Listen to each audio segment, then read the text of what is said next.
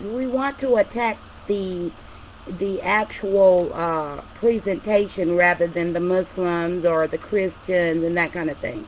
I think there's enough in the verses to support both positions. So let's try to keep it positive. It's your Mike Lou Rugg. Well, good afternoon. It was a good debate. My question is for the spirit of truth, and here's my question. I know you're making an argument during the debate that Muhammad was the son of man. Is there anything in the Quran or in Hadith that teaches that Muhammad is the son of man, or is this your own personal interpretation that you came up on your own without? Can you quote a Muslim scholar or something like that? So you could justify your position. I'm looking for a Quran or the Hadith or a Muslim scholar. Can you give us your how you're coming up with that Muhammad's the son of man in Daniel 7:13 through 14? I'd appreciate it if you answer my question. Thank you.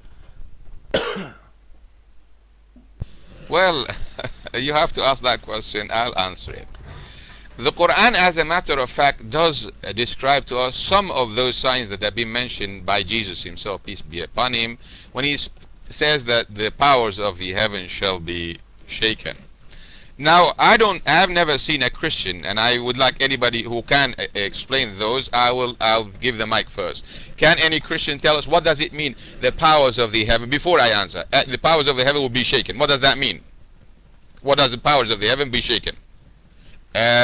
My friend, radical moderate, was unhappy. Language doesn't mean language. So what do you understand as a Christian? You have, mashallah, the room is full of Christians. What do you understand by this? The powers of the heaven shall be shaken. What does that mean? You are reading your own Bible. One second, again, a sign of immediately after the tribulation. Let me put that verse. Shall given and the stars shall fall from heaven, and the powers of the heavens shall be shaken. What do you understand by that? Powers of heaven shaken. Does anybody want to take the mic to quickly address that question before I move to my answer? Anybody put type 1? Nobody wants to. Okay. You see, no Christian has ever answered that question. They don't know what he's talking about, and they get angry if we Muslims venture an answer. In the Surah Jinn, there is mention of this. The demons, this is the power of heavens. They had, before the rise of Prophet Muhammad, they had certain access to the heavens.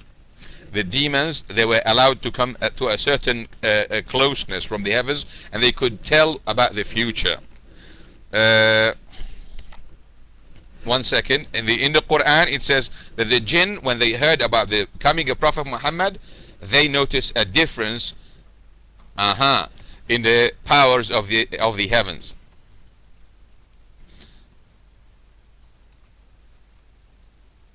The jinn are speaking in here in the ayah.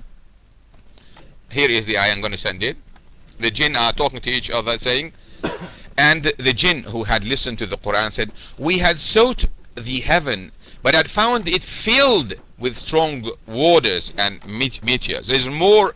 Ever since the rise of Prophet Muhammad, the jinn, the powers of the heavens, the jinn, the spirits, they found a difference in the cosmos, the way the universe is arranged. There is no more access to them to certain closeness to heaven. And that is why they went around asking what happened, what is the change? And they were saying in the Quran here, and we used to sit on places high therein to listen. We used to have access close. But he who listens now findeth a flame in wait for him. There is a flame waiting for him. There is a punishment. There is something. There is some sort of more what shall we call it?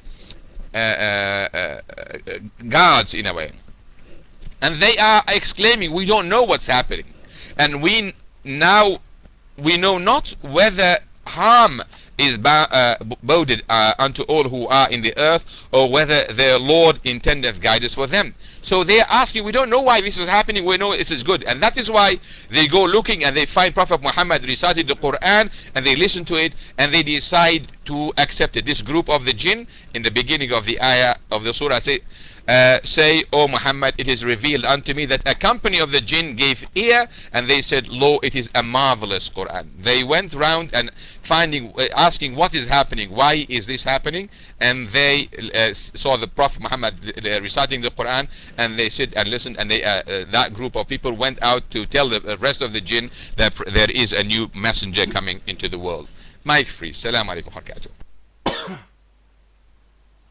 Wow. Okay, well, I'm sorry, but, okay, yeah, how to even, respond to that, yeah, I guess, I don't know, I cannot answer, I'm not a Muslim, and I am not well versed in the Quranic text, or the Hadith literature, to answer the question, is Muhammad found, to be claimed as the Son of Man? In the Islamic sources. So yeah, I'm gonna have to go and say, since whatever answer that was to whatever question that was not asked, I'm gonna have to say no. I don't know on that one. Next on Mike. Okay, that was very good. I think what the Spirit of Truth was doing is just providing situational proof. Apparently, I think the answer is no, but he provided situational support for characteristics of the prophecy. No, I'm just moderating. So some of the people didn't seem to understand what was going on. So rather than saying nothing, the truth did advance the conversation. Okay, so don't get nervous. I think both sides did very well. Both debaters did very well. So please stay polite and let's continue the dialogue. It is Admiral Kirk. It's up for a question. It's your mic, Admiral Kirk. Thank you for sharing with us. And thank you for allowing me to participate in this interesting and very, very good debate. My question is, of course, to the Spirit of Truth. You referred to the powers of heaven being shaken. Now, in the Bible, heaven is divided into three heavens: the first heaven, the second heaven, or the third heaven. So, first, before I answer, can you please give me a definition of what heaven that you are referring to? Firstly, and secondly, you were talking about the sun not giving out her light.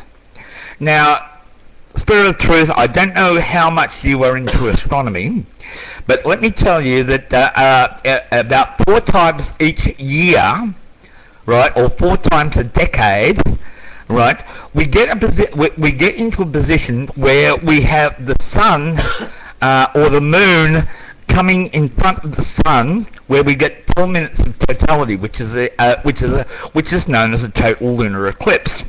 So this could be construed as the sun not giving out her light. Now, where the moon not giving out her light can be in reference to what is known as a total lunar eclipse, where the Earth comes between the sun and the moon. So here we have some references to some astronomical phenomena. But first, Spirit of Truth, could you please define what heaven you are referring to when you say the powers of heaven are shaken? Are we talking about the biosphere, the first heaven, the universe, the second heaven, or are we talking about where God dwells, which is the third heaven? So please, Spirit of Truth, can you please answer those questions and stick to the topic? Thank you. Well, thank you for that question. I'm not speaking about any heavens. I'm just talking about the prophecy as it exists. He's speaking about the powers of the heavens being shaken. I didn't hear any Christian interpretation of those powers of the heaven.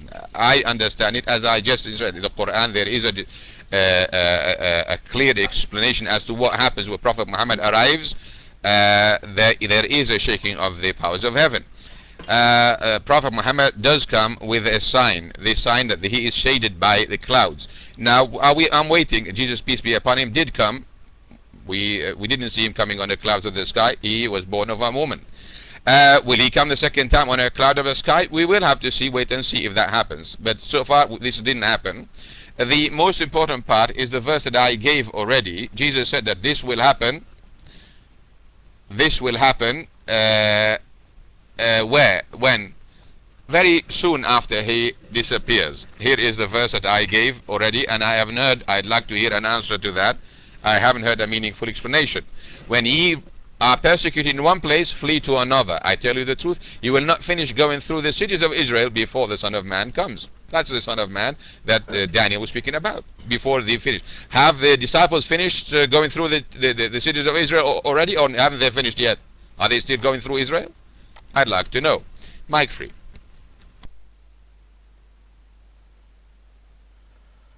Again, demonstrating that language has no meaning.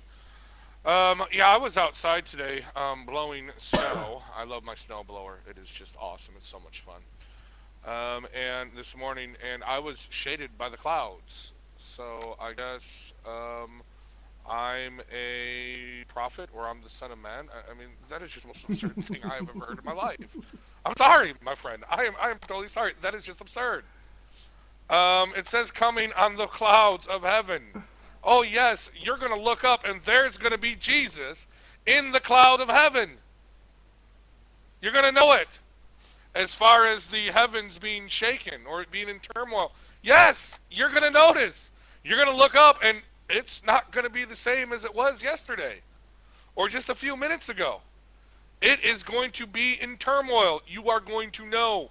This is no question. This is, well, am I shaded by the clouds today? Or I mean, there is going to be no room for misinterpretation. You're not going to miss it. In other words, you are definitely not going to miss this event. It's not going to be shrouded in mystery. It's going to be bam there in your face. And with that, I'm off the mic.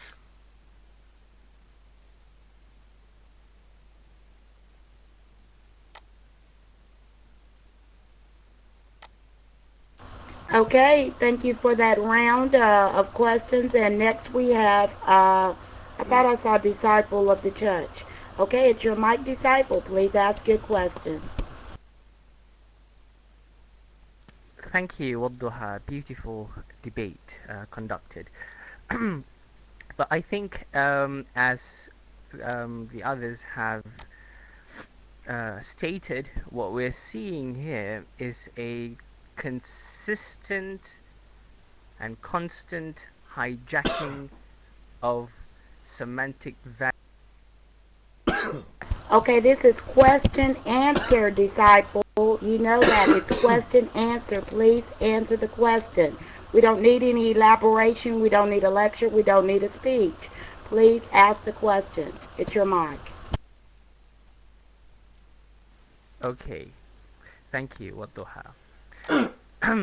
Other individuals, I think, gave their snippets of lectures. I did not see them getting dotted.